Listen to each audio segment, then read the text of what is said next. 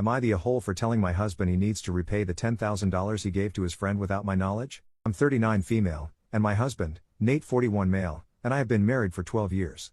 We live just outside of Denver, Colorado, and we've always had a strong relationship, or so I thought. We're not wealthy by any means, but we've both worked hard to build a comfortable life.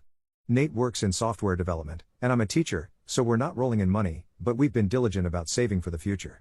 About 6 months ago, we started seriously talking about buying a bigger house.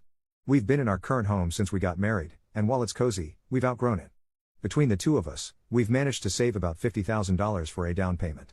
It's taken years to get to this point, and I've been so proud of what we've accomplished together. But then, 2 weeks ago, I discovered something that shook me to my core. Nate has a best friend, Ethan, who's been in his life since high school.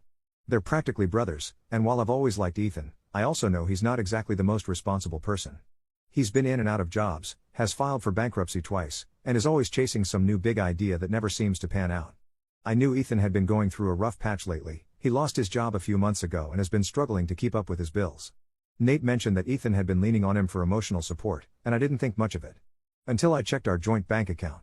I was going over our finances to make sure we were on track for the house, and that's when I saw it, a $10,000 withdrawal.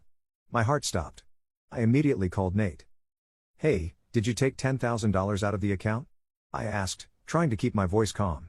There was a long pause on the other end. "Yeah, I did," he said finally. "I was going to tell you." "When?" I asked, my voice rising. "What's going on? Why did you take out that much money?" "It's for Ethan," he admitted. "He's in a really bad spot, and he needed help. He was about to lose his apartment, and he didn't have anywhere else to turn." I couldn't believe what I was hearing. "You gave Ethan $10,000? Without even talking to me about it?" "He's my best friend," Nate said defensively. "I couldn't just let him end up on the street." I was furious. "That's not your money to give, Nate. That's our money. Money we've been saving for years to buy a house. You had no right to make that decision without me." "He's family to me," Nate said. "I thought you'd understand." "Understand?" I snapped. "How am I supposed to understand you draining a fifth of our savings without so much as a conversation? This isn't about helping someone in need. It's about trust, Nate, and right now, I feel completely blindsided." We argued for hours that night. Nate kept saying he'd pay the money back, but he couldn't give me a timeline. He said Ethan had promised to repay him once he got back on his feet, but I know Ethan's track record. I don't believe for a second that we're ever going to see that money again. Since then, things have been tense between us. I told Nate that he needs to figure out how to replace the $10,000, whether it's by cutting back on his personal expenses, taking on freelance work, or holding Ethan accountable. But Nate thinks I'm being unfair. "You're acting like I blew the money at a casino," he said during one of our many arguments. "I used it to help someone I care about. Isn't that what you're supposed to do for people you love? Not at the expense of your marriage," I shot back. "You didn't just give Ethan money. You betrayed my trust. And now you're asking me to be okay with it? How am I supposed to feel about our future when you've proven you're willing to make huge financial decisions without me?" To make matters worse, Ethan called me a few days ago. He was apologetic, but not nearly as apologetic as I needed him to be. "I'm really sorry this caused a problem between you and Nate," he said. "But I promise I'll pay it back as soon as I can." "When?" I asked bluntly. "I don't know," he admitted. "Things are still tight right now, but I'll figure it out." I hung up feeling even angrier.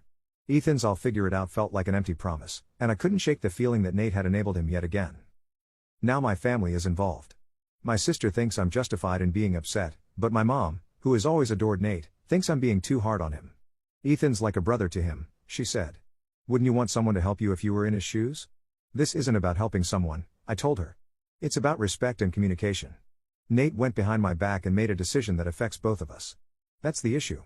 Even some of my friends are split. Some say Nate was wrong to act without consulting me, while others think I'm blowing this out of proportion and should let it go since it was done with good intentions. At this point, I don't know what to do. Part of me wants to forgive Nate and move on, but another part of me feels like this has exposed a major crack in our relationship. If he's willing to make a decision like this without me, what else might he do in the future?